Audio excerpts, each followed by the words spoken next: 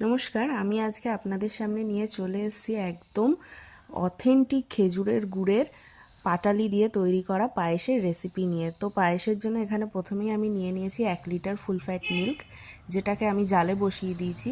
দুধটা একটু ফুটে গেলে তার মধ্যে দিয়ে দিলাম 100 গ্রাম গোবিন্দভোগ চাল, যেটাকে আমি ধুয়ে জল ঝরিয়ে রেখেছিলাম। এবার চালটা দিয়ে দুধটা বেশ ফুটতে দেবো।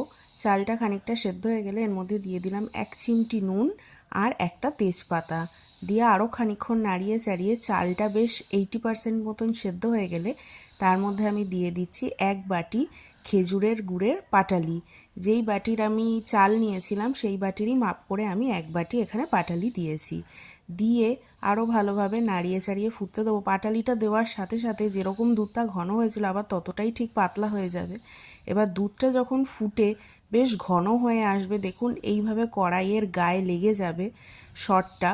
আমি এইভাবে কড়াইয়ের গা দিয়ে যখন ছাড়িয়ে নিয়েছি তখন আমি বুঝেছি যে না, পায়েসটা হয়ে গেছে। এবার খুব ভালো মতন নাড়িয়ে চাড়িয়ে যখন এরকম ঘন হয়ে এসছে দুধটা, গ্যাসের ফ্লেমটা অফ করে দিয়ে, এটা গরমও ভালো লাগে আবার ঠান্ডা ঠান্ডা চিল্ডও সার্ভ করতে পারেন।